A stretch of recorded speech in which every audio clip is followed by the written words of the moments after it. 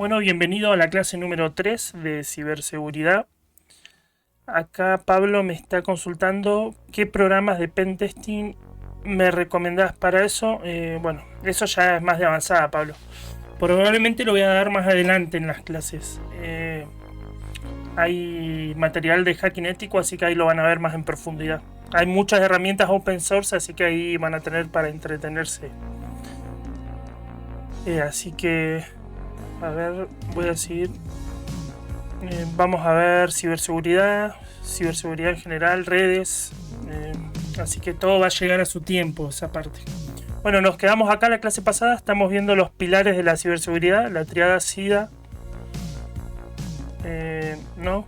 Confidentiality, Integrity y Availability, ¿no? Son los tres elementos que componen la triada de la ciberseguridad, por lo cual vamos a pararnos para analizar y ver los distintos problemas relacionados a la ciberseguridad, cada uno intentando reflejar una parte de lo que corresponde a un problema de ciberseguridad, ¿no?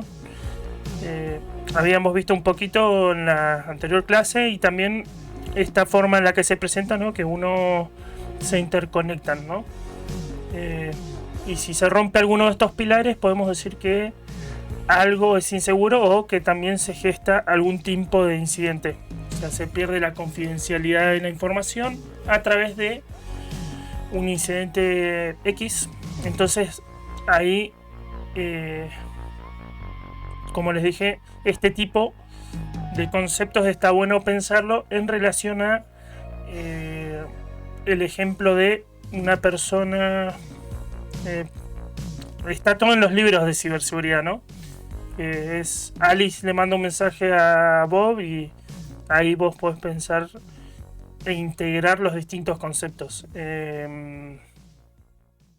Así que bueno, siempre que piensen en este tipo de conceptos, váyanse a ese ejemplo, ¿no? Que es un ejemplo sencillo para poder acordarse rápido.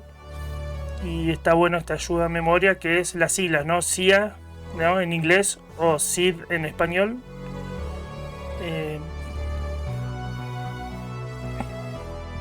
Confidencialidad, integridad y disponibilidad, ¿no? Les decía, por ahí para repasar estos tres conceptos tenemos integridad, que es la protección de la data de la modificación o destrucción no autorizada. A ver si... Ahora vamos a pasar al cuadro 2. Acá está. Fíjense que tenemos...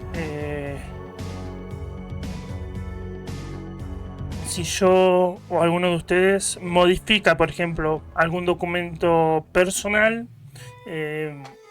no habría un daño a la integridad de la información porque tenemos la autorización de hacerlo, ¿no? Somos los dueños. Ahora, si viniera alguien de afuera, alguien no autorizado a hacer algún cambio o modificación sobre esa información, diríamos que esa información, esa info perdió su integridad. Si yo le quiero enviar un mensaje a alguno de ustedes y llega algo distinto a lo que yo envié, entonces se pierde la integridad de la información. No es lo mismo que se pierda la confidencialidad de la información, ¿no? Cuando se pierde la confidencialidad de la información, no significa que esa información se haya modificado. Significa que haya tenido acceso una persona no autorizada.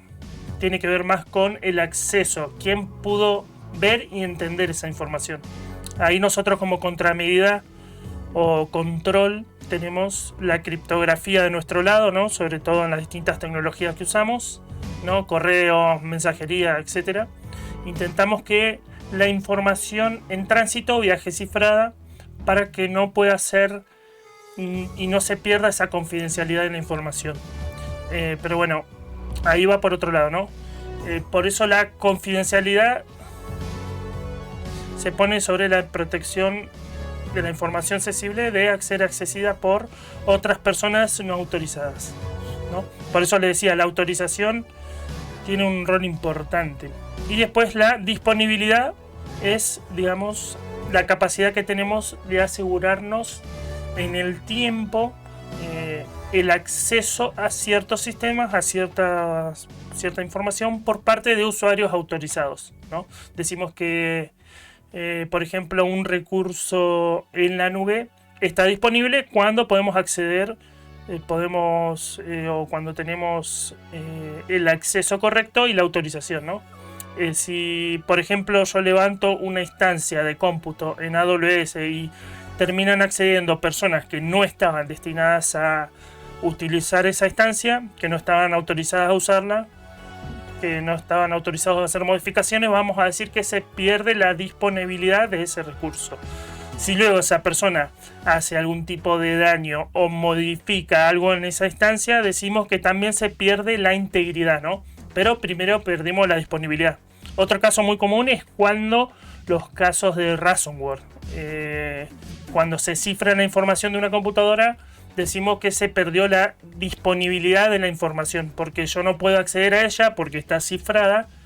Y la otra parte del ransomware es que nos van a pedir algo a cambio para descifrarnos esa info sin ninguna garantía que lo hagan realmente. Pero bueno, estos son lo que yo les decía, los lentes, ¿no? Si nos ponemos estos lentes con esta triada para poder entender y analizar los diferentes problemas que enfrenta la ciberseguridad, ¿no? Repasando también esta última parte que nos quedaba de esta clase,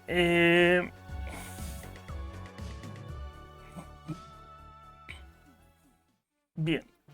Bueno, ¿a qué voy con este decálogo, no? Que va a ser, digamos, una especie de 10 reglas, 10 normas generales que vamos a usar en la materia y sobre todo, bueno, en redes, aplicado a ciberseguridad, que son básicos para el desarrollo de cualquier actividad, ¿no? En este caso, de ciberseguridad, ¿no? Son como los puntos fundamentales de forma simple a tener en cuenta, ¿no? Gestiona y protege la información según su relevancia y o criticidad para la compañía. Esto que tiene que ver con seguridad de la información. Nunca compartas tu identificador, contraseña, tarjeta de acceso, ¿no? Cosas del decálogo simple, ¿no? Es algo que todos sabemos, pero no todos aplicamos. Vieron que yo les dije que esto de algo que parece que quedó en el tiempo, pero que se sigue aplicando es las contraseñas. Ponerlas en papelitos pegados en el escritorio. Eso hace que no cumpla su función, ¿no? Una contraseña básicamente es un secreto. En el momento en el que pierde su condición de ser un secreto, deja de cumplir su función para la que nació, ¿no? Por eso tenemos después, que vamos a ver más adelante, las distintas formas de añadir capas extras a esa contraseña, ¿no? Porque con un secreto no nos alcanza. Es mejor tener distintas barreras y pensar la defensa de los activos en relación a una estrategia de defensa en profundidad, ¿no? Distintas capas de seguridad que van protegiendo mis activos. Tus credenciales son personales e intransferibles, ¿no? Esto es importante no solo para la seguridad digital, sino la seguridad física. Si queremos que la información de una empresa esté íntegra, debemos asegurar estos accesos también a los edificios también, ¿no? Si yo le doy una credencial mía a cualquier persona, es una mala práctica o un mal hábito de seguridad. Las contraseñas deben cumplir la política de seguridad interna, también es algo elemental, y ahí también no solo a nivel empresa, sino a nivel usuario, ¿no? Creo que nosotros vimos que las contraseñas son rompibles matemáticamente, ¿no? Por ataques de fuerza bruta.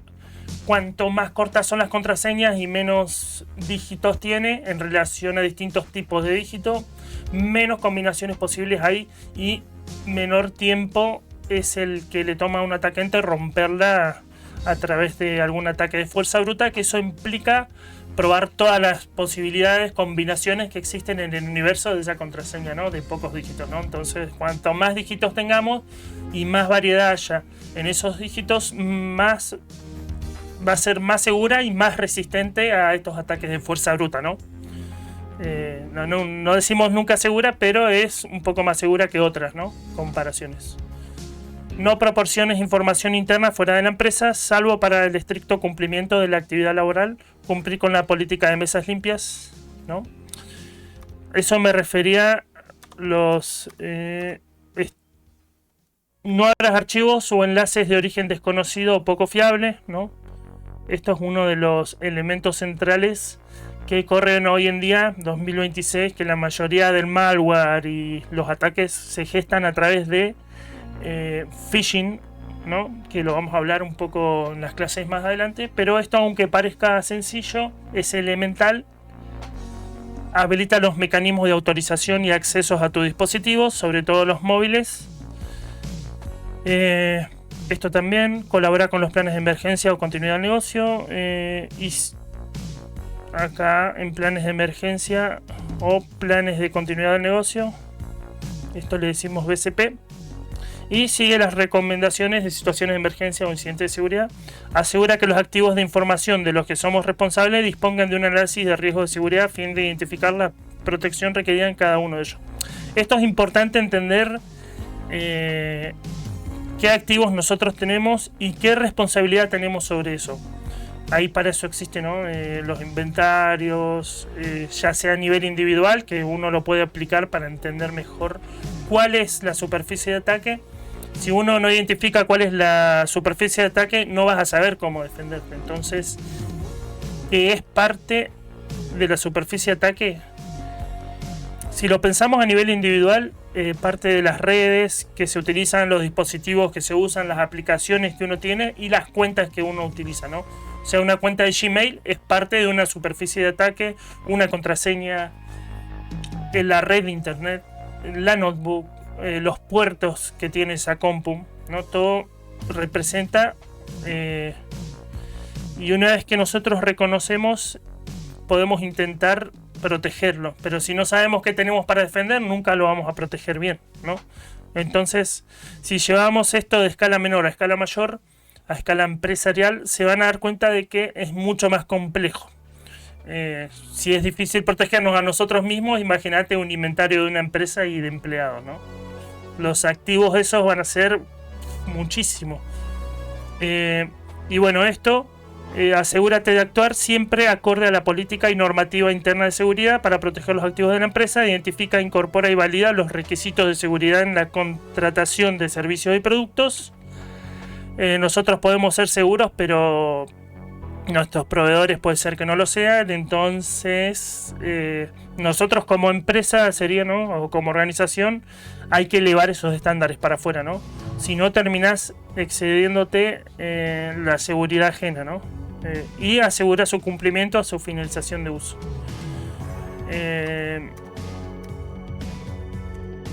Bueno, también está bueno pensar cómo impacta, ¿no? Mayormente en la pandemia, ¿no? 2020, que mutó. Antes de 2020 nosotros ya teníamos el trabajo remoto. No tan fuerte como lo tenemos hoy, pero sí el trabajo remoto por pandemia se fue extendiendo a distintas áreas, ¿no? No solo en tecnología, sino que gente que se fue adaptando y quedó. Hoy en día ya estamos pegando una vuelta a un trabajo más presencial, pero bueno, una parte creo que ya quedó y se sabe y se entiende que hay áreas, hay personas, hay rubros en las que la persona puede ser más productiva desde su casa. Va a depender mucho desde la singularidad de cada caso, ¿no? Pero bueno, que las hay, las hay. Ahora, este trabajo remoto, este tipo de forma de trabajar, ¿no? Home office, genera un impacto en la seguridad de la información, ¿no? En la ciberseguridad y en la forma en que una empresa tiene que pensar su seguridad y cómo protegerse. No es lo mismo tener a todos operativos, todos los empleados, ¿no? Desde un único lugar, a tenerlos distribuidos a lo largo del mundo. Tener a una persona en Europa, otra persona en Asia, otra persona en Chile, ¿no? O sea, presenta desafíos de seguridad distintos. Ahora, ventajas, ¿no? Así rápido, como a mí me gustaría saber qué piensan también de esto. Es muy interesante, ¿no? ¿Cómo ustedes que impactan esto a través de redes, ¿no? El trabajo remoto en las empresas. O cómo les impacta a cada uno, ¿no? Por ahí alguno haya cambiado de trabajo puramente presencial a trabajo remoto. ¿Ustedes qué piensan, no? Acceso a gestores y archivos de la compañía desde mi hogar. Bueno, no hace falta trasladarse para acceder a los gestores de la empresa. Bueno, ganancia de tiempo por menos viaje, pudiendo destinarlo al bienestar propio. Bueno, esto es más humano, ¿no? Y después tenemos los plasmados a lo que es seguridad, exposición de compañía al ataque de intrusos o atacantes. Esto es una especie de curvas exponencial, ¿no? No se sabe qué hace esa persona con la computadora desde su casa. No se sabe quién accede a la información, entonces se pierde un poco el control. Obviamente ya al día de hoy, 2026, tenemos muchas herramientas para controlar de diferente manera. Pero bueno, hay una exposición mayor que deriva también, ¿no?, de usar la computadora para distintas cosas. Por ahí. Bueno, también se tiende a perder el límite entre lo laboral y lo personal, más que nada porque, bueno, las personas por ahí pueden usar la computadora personalmente, también laboralmente, entonces ahí se pierde ese límite. Después se utilizan dispositivos de la empresa para fines ajenos al negocio. Bueno, ahí aumenta el riesgo, ¿no? Acá es importante entender qué riesgo estamos corriendo, qué estamos ganando, qué estamos perdiendo. No sé, si me doy cuenta que estoy frente a un riesgo alto, ¿cómo hago para bajarlo?, ¿no? ¿Ustedes qué piensan? ¿Cómo impacta esto? ¿Positivo, negativamente? ¿Implica más control, menos control? ¿Implica más software en la computadora? ¿Qué piensan ustedes con respecto a esto?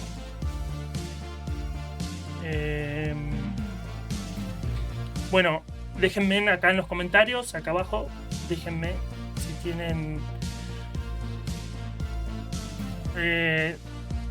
muchas empresas, bueno, sabemos que te mandan una PC particular y ahí me pregunto qué controles, ¿no? ¿Con qué controles te mandan esa PC, ¿no? ¿Se usa una VPN o no? ¿Se usa antivirus o no? Hay políticas de seguridad más estrictas sobre esas herramientas de seguridad, ¿no? Cuando la empresa te manda la computadora para que vos trabajes con esa máquina y no con la tuya personal.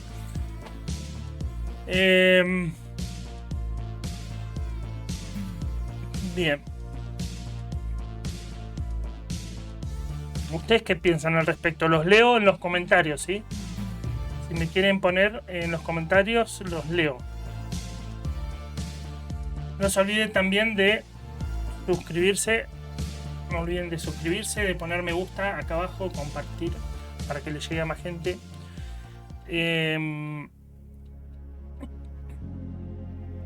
Bueno, esto va un poco... Por ahí se vuelve más inseguro y se vuelve necesario usar más herramientas y tener más políticas de seguridad que estén aplicando y que sirvan de manera orientativa, ¿no?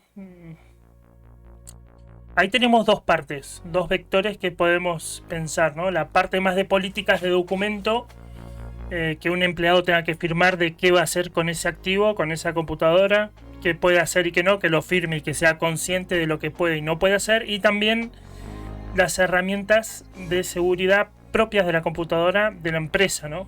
Porque en esa computadora van a estar, digamos, circulando información sensible de la empresa, entonces la empresa tiene que encargarse tanto de atenerse a las regulaciones y proteger esa información porque es parte de su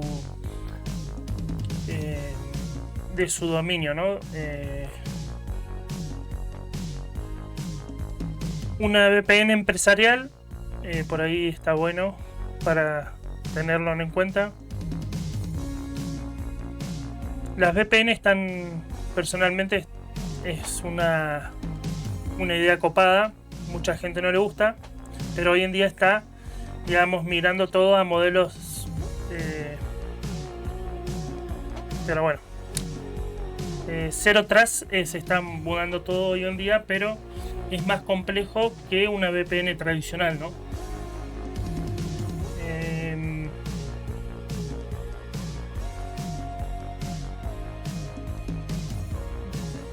generalmente las computadoras que dan la empresa con usuario admin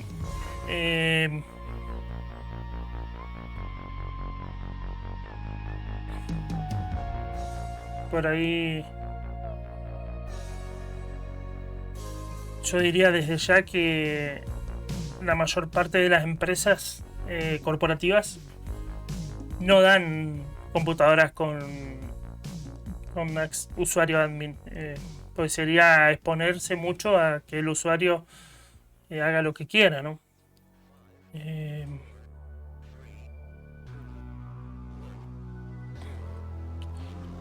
Y por ahí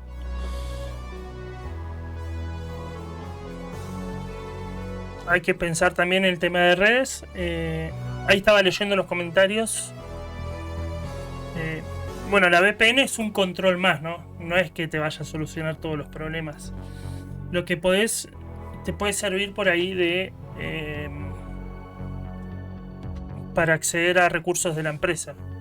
Por ahí acceder solo y únicamente a través de una VPN, ¿no?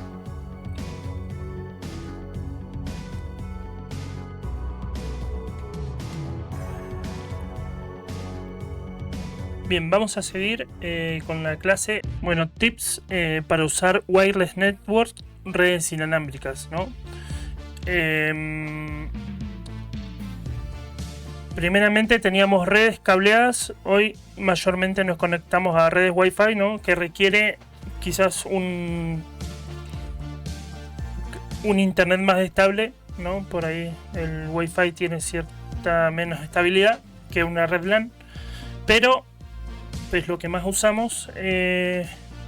Conectarse a una red fiable es una cosa que hay que tener en cuenta. No utilizar redes que no conocemos, sin contraseña fiable en signo de pregunta, ¿no? Porque también qué es una red fiable y qué no. Primeramente podemos pensar que una red fiable es una red privada, ¿no? Una red que tiene contraseña, pero no implica que sea fiable, ¿no? Puede haber una red con contraseña que no sea fiable. Y quizás que sea fiable implique cierto laburo por parte de, por ejemplo, a nivel de red personal, ¿no? De estar monitoreando qué onda ese tráfico de red. Tengo a alguien pinchado en mi red que no conozco, ¿no? Y a partir de eso, de esos análisis que uno puede ir haciendo, darse cuenta de que es una red fiable. Esto de por sí, no, obvio, descarta ir a un café, conectarse a una red sin contraseña, y va a ser bastante inseguro y va a ser exponerse bastante, ¿no? Y uno claramente sabe dónde se conecta y cómo se conecta, si es un sitio HTTP o HTTPS, para verificar que la comunicación sea cifrada y no se expongan los datos personales, y que, bueno, también se utiliza una VPN o no. Hay distintas formas de poner la voz de alta, si es que uno necesita sí o sí. Pero mi recomendación principal es intentar usar redes que uno conozca. Si no tenemos la posibilidad de conectarse a nuestra red, es recomendable usar la Wi-Fi pública proporcionada por el local donde nos encontremos. Si estamos en una cafetería, usar su red cifrada. Siempre debemos elegir redes con contraseña en vez de redes abiertas, y nunca usar redes conocidas y ajenas.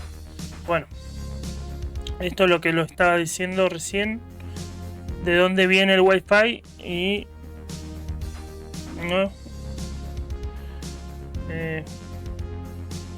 Wireless Fidelity, ¿no? El Wi-Fi, y por ahí las redes Wi-Fi implica un poco más de inseguridad, ¿no? Porque no tenemos la noción exacta, si no estamos monitoreando la red, qué pasa ahí, quién está viendo el tráfico, que por ahí podría causarnos algún tipo de daño. Evitar introducir credenciales en redes no fiables, ¿no? Esto es elemental, lo que yo les decía, ¿no? Esto es una práctica bastante habitual en las empresas y es importante intentar erradicarla. Los ciberatacantes a través de estas redes pueden robarnos todos nuestros datos. Por ello es importante que hagamos una navegación segura y nunca introducir nuestras credenciales en ningún sitio web. Eso, ¿no? Si pensamos en utilizar redes públicas, si vamos a conectarnos en una red de un aeropuerto, ¿no? Y nos vamos a conectar al home banking, intenten primero no conectarse. Por ahí, si uno va a utilizar información sensible, no lo utilicen en ese tipo de redes. Ahora, por ahí pueden tomar contramedidas, ¿no? Usar una VPN. Pero también intentar entender a dónde nos estamos conectando, los protocolos. Yo les mostré que hay que tener cuidado con el tema de la información, ¿no? La información sensible de uno.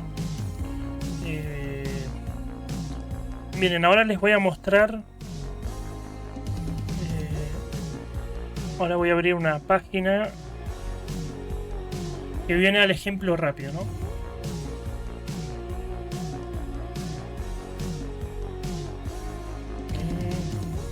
La S de HTTPS viene de seguridad, ¿no? Y lo que implica es que la información que nosotros estemos enviando a través de ese sitio web va a estar cifrada, si tiene la S, ¿no? Por ejemplo, acá.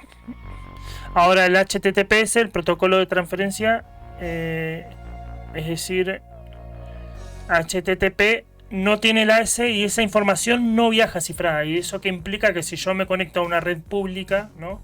Que ya de por sí es bastante inseguro, y me conecto a un sitio HTTP que no va a cifrar la información que yo ponga en este sitio, si yo quiero anotarme de un curso de lo que ustedes quieran, por ejemplo, en este caso, acá tengo una página de una universidad y es HTTP.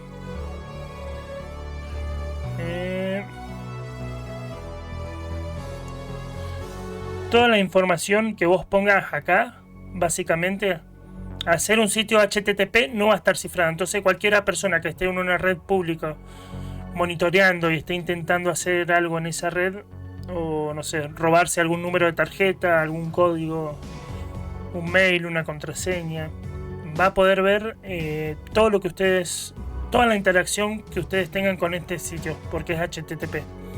Entonces tienen que tener noción de esas pequeñas cositas para tener mejores prácticas, ¿no? Una higiene digital un poco mejor.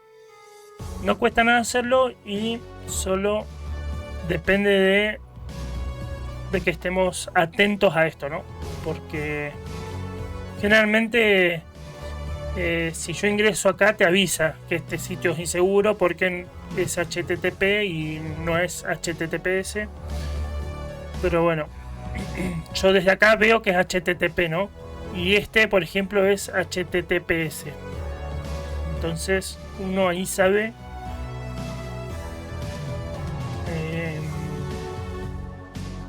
bueno,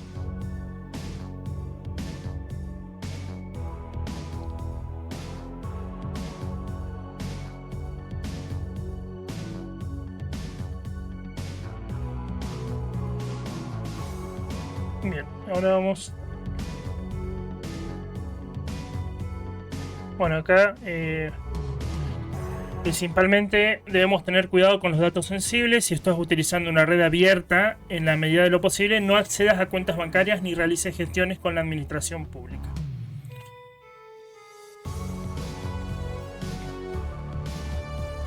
Bien, vamos al siguiente slide. O sea, debemos tener cuidado con estos datos sensibles, ¿no?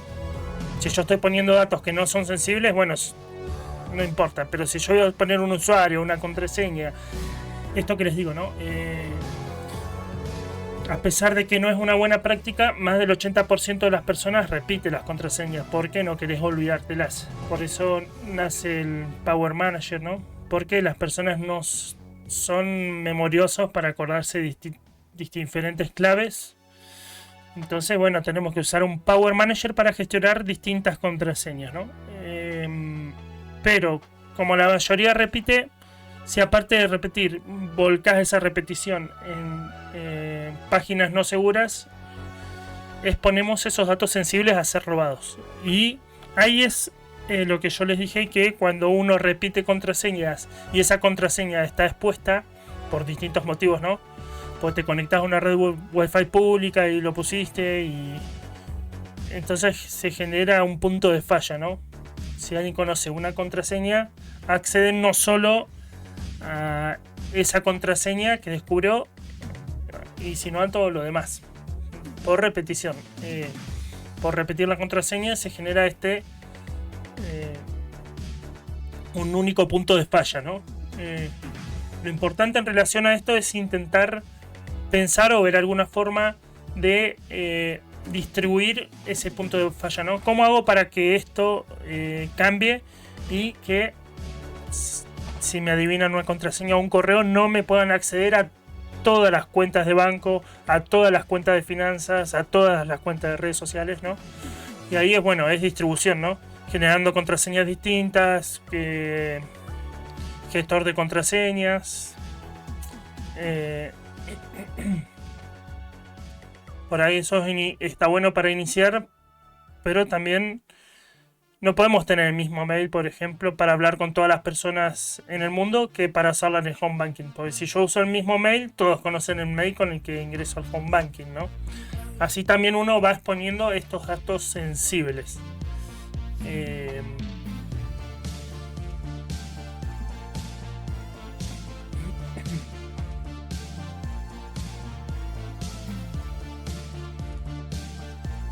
Si estás utilizando una red abierta, en la medida de lo posible no accedas a cuentas bancarias. Esto es lo que yo les decía hace un rato. No realices descargas sin antes verificar la fuente, ¿no? Acá yo les puse acá, ¿no?, una extensión. Esto se puede picar al mundo, ¿no?, al mundo de cripto, de alguna extensión que le verifique las descargas, ¿no? Que les verifique, por lo menos que haga un preanálisis de lo que estén por descargar, ¿no? Tails era uno, no sé si sigue estando. Ven que acá dice, por tu seguridad siempre verificar tus descargas, ¿no? Y ahí ustedes pueden investigar.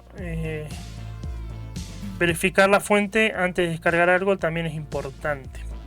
Esta acción puede ser un riesgo si utilizamos sobre todo redes abiertas. No sabemos si la procedencia de la descarga es segura, o bien ser una puerta abierta para los ciberatacantes. Muchas veces los hackers te pueden redireccionar a páginas falsas y el contenido que descargues podría estar infectado con algún tipo de malware. Esto tiene que ver mucho con el phishing, ¿no? Si accedemos a un frontend que no es legítimo, vamos a estar descargando tranquilamente engañados. Este es un caso en el que el hasheo de archivos mediante algoritmos cifrados como SHA-256 puede ser sumamente útil.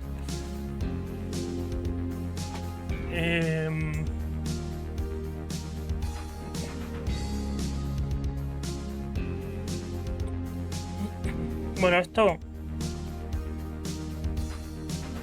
yo les había mostrado.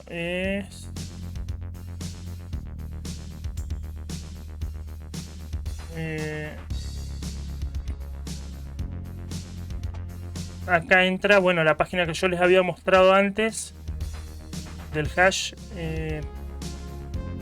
Básicamente corroborar la huella digital del archivo que yo les mostré en la segunda clase antes de descargarlo, ¿no? Bien, acá me preguntan qué herramientas podemos usar. Yo siempre les recomiendo, les puedo decir por ahí a veces lo que uso, pero cada uno tiene necesidades distintas, ¿no?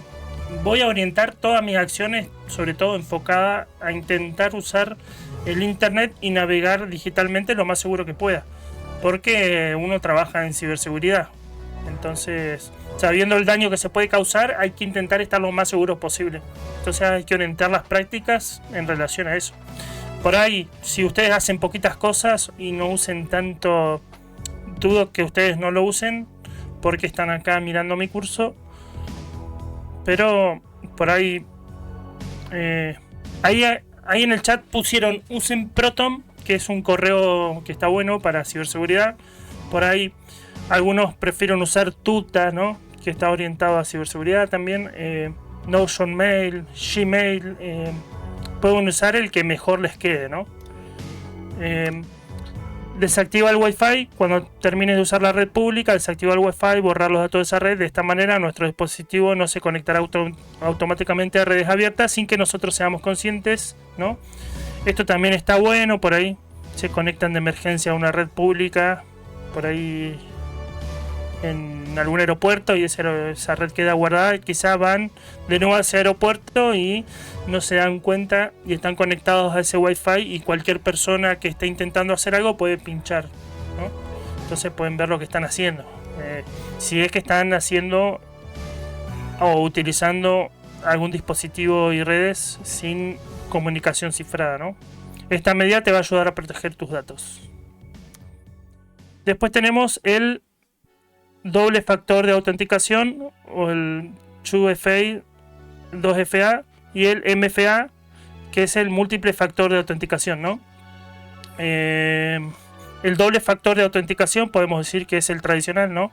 Tenemos usuario, contraseña y un factor más. Y el múltiple puede requerir de distintas cosas, ¿no?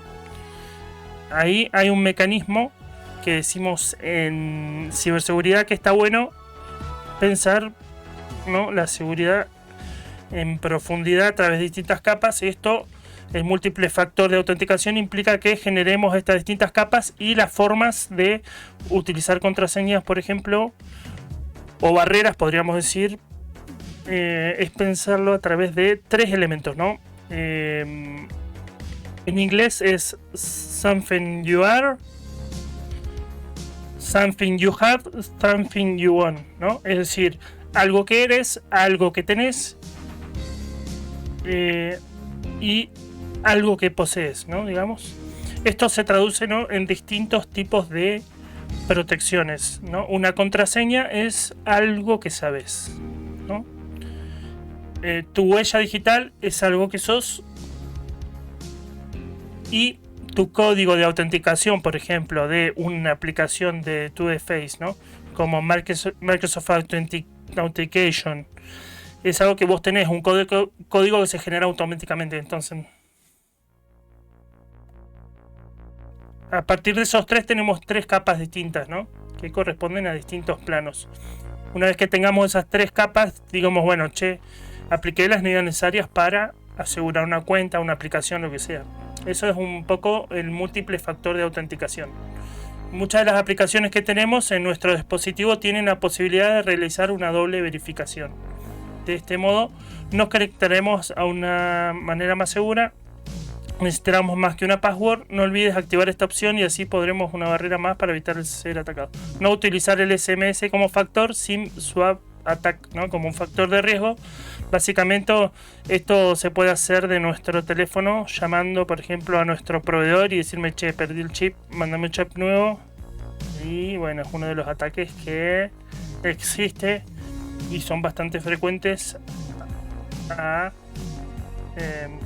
Por ahí a muchos les hackearon el teléfono así. Y por más de que seas una persona muy tecnológica e inteligente, te puede pasar. Y acá, bueno, para evaluar los tipos de autenticación que existen, ¿no?, de izquierda a derecha, tenemos el celular, ¿no?, como la versión más insegura, ¿no?, digamos, de izquierda a derecha. Tenemos SMS, ¿no?, llamado línea pública. No es recomendable por ese ataque que les nombré. Línea privada tenemos, que puede ser Skype, que le agrega un poquito más de seguridad, ¿no? Esto de público y privado está bueno, porque bueno, no es un dato que accede todo el mundo, ¿no? No todos los familiares conocen el número de teléfono. Ahora, si uno setea una línea privada que no es conocida, no es pública, solo ustedes la conocen, esto va a ser un poquito más seguro. Por eso público y privado hay una diferencia. Y después lo mismo, ¿no? Podemos setear una doble autenticación a través del email, ¿no? No es lo mismo el email que usamos para la facultad o para la empresa, o a una dirección privada que podría ser la de una empresa, ¿no?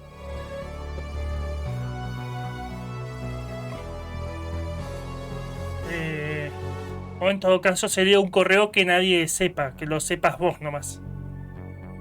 después tenemos las aplicaciones TOTP, ¿no? Que es Time, ¿no? Que es contraseñas basadas en una restricción temporal, ¿no? Es decir, cada 30 segundos o 60 segundos se genera un código distinto, ¿no? Acá es donde entra el juego el something you have, ¿no? Lo que vos tenés, ¿no? Que se va a ir renovando. Y después tenemos el método más seguro de los dispositivos ya físicos, ¿no? Como la YubiKeys, la biométrica, bueno, uno las conecta, viene de USB-C, como las que tienen los iPhone también, y es mucho más práctico, ¿no? En vez de estar logándote una aplicación copiando código, tenés esa huella digital ahí y es una capa extra más.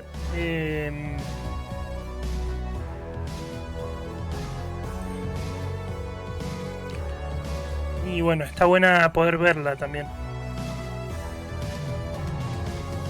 Así que bueno, esta es la parte igual de hardware device. No es lo más común porque hay que invertir, pero a mi criterio vale la pena mucho invertir en seguridad, más cuando tenés activos de valor o si vos querés navegar o tener una vía digital segura. Bueno, está bueno invertir en estos,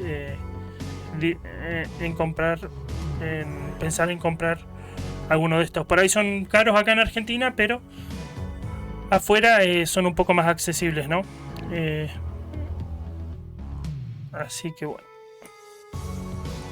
Bien, procura utilizar conexiones VPN. Si habitualmente sueles utilizar una red pública, sería interesante plantearse el uso de una VPN, ¿no? Ahí yo les había hablado un poquito. Si van a una cafetería o si van a un aeropuerto, bueno, está bueno que puedan plantearse usar una VPN, ya sea gratuita o pago. Esto es elección ya de ustedes, digamos, porque ahí siempre aparece la pregunta, ¿no? Che, ¿qué pasa? ¿El proveedor de la VPN pueden ver cómo navego yo? ¿Qué pasa con esos datos? Bueno, ¿los venden? Entonces ahí, bueno, un poco queda relegado a qué tanta reputación tiene ese proveedor y si vos considerás si es bueno o malo, ¿no? Si funciona o no. ¿Cuál es la función de la VPN? Por ahí, para los que no están interiorizados en esto, crea un túnel entre el dispositivo e internet, de manera que la conexión esté protegida y sea segura, entre comillas. Toda la información enviada y recibida está cifrada, ¿no? Esto es lo importante también, ¿no? Que le agrega una capa de protección extra en cuanto a el cifrado.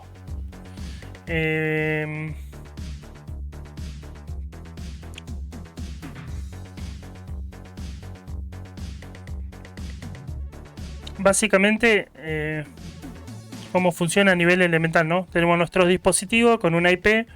Básicamente, esto sería hacia cómo navegamos al internet. Nos conectamos al cliente del VPN. Básicamente, la comunicación ya viaja cifrada antes de conectarnos al proveedor de servicio de internet. El ISP, Internet Service Provider, ya encriptado, digamos ya encriptado desde el VPN del cliente de VPN. Vamos al servidor de VPN y desde ahí salimos al internet con una IP address diferente, ¿no? 77.234.44.180, ¿no? Nuestra IP original era 82.199.80.11. Así funciona, ¿no? Elementalmente. Bueno, y acá, como para ir terminando con la clase, bueno, vamos a ver un poquito esto, que me parece súper importante que lo sepan.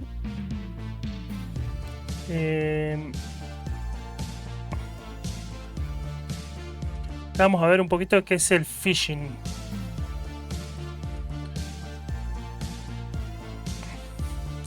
Recuerden acá que la VPN descifra la comunicación. A nivel aplicación ya sería diferente. Por ejemplo, en la computadora se puede usar algo que te encripte el disco, por ejemplo, a nivel aplicación. Pero esto es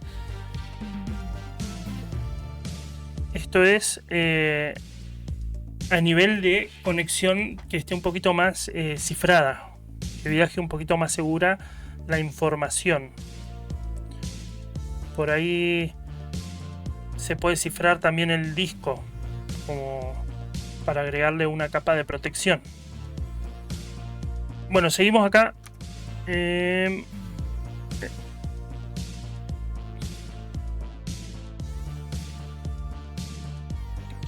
¿Por qué vemos phishing? Porque es el medio por el cual sucede la mayor cantidad de incidentes hoy en día en esta época, ¿no? 2026, en ciberseguridad. Es el medio más común y más habitual, ¿no? Que sucede a través de las redes, ¿no? A través del correo, de los mensajes de texto, de llamadas, distintos medios, ¿no? Pero básicamente es una técnica de ciberdelincuencia donde los atacantes intentan engañar a las víctimas para que a través de la información confidencial, como por ejemplo contraseñas, datos bancarios o algún tipo de información personal como correos, bueno, el término viene de phishing, ¿no? De pescar, que tal cual como lo ven en la imagen, el atacante va a intentar lanzar un anzuelo para pescar esta información valiosa, ¿no? Acá, como ven, el atacante de otro lugar está intentando quedarse con nuestras credenciales, ¿no? Usuario y contraseña. También esta imagen representa bastante bien cómo nos roban los datos de nuestra tarjeta de crédito, ¿no? Mandándonos un mail que ahora vamos a ver. ¿Cómo es la dinámica, ¿no? En pasos, el atacante envía un correo a la víctima le va a dar al email. El phishing WhatsApp es como parecido a un banco, a un sitio de un banco o cualquier servicio, ¿no? Una vez en ese sitio de phishing, que es igual, no sé, al de nuestro proveedor, el atacante va a hacerse de nuestras credenciales, ¿no? Si dice, che, actualiza tu método de pago en, no sé, Netflix, vos pones tus datos, el atacante se queda con las credenciales y usa esas credenciales para acceder al sitio original, ¿no? Esto es un poco lo que se gesta, ¿no? Si hay un frontend de un home banking, el atacante va a tener el acceso a nuestro home banking, salvo que nosotros seamos muy capos y tengamos una estrategia MFA, ¿no? Como les mostré recién, no va a poder acceder. Bueno, la de Netflix, que fue la más famosa,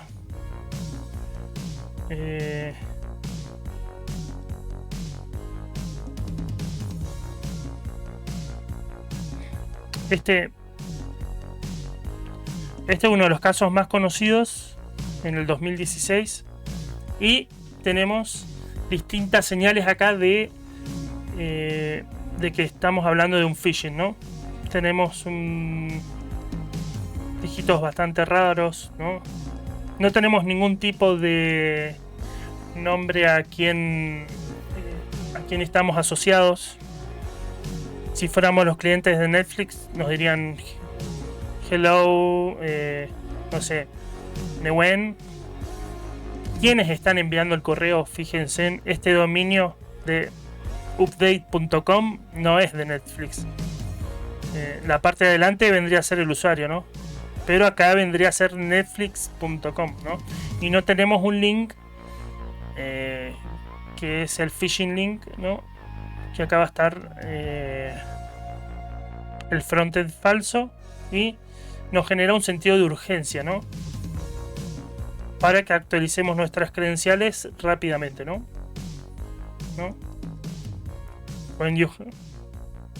Acá, when you have finished.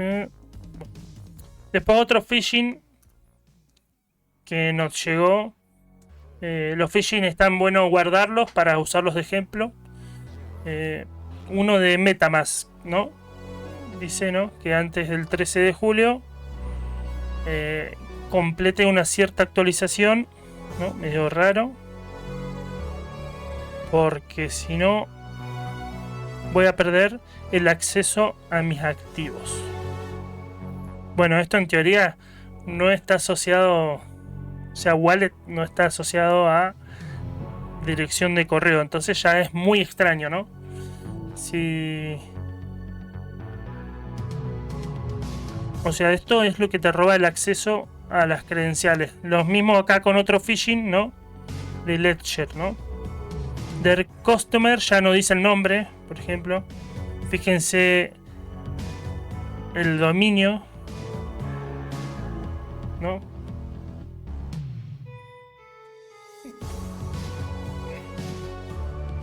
No tenemos nombre acá.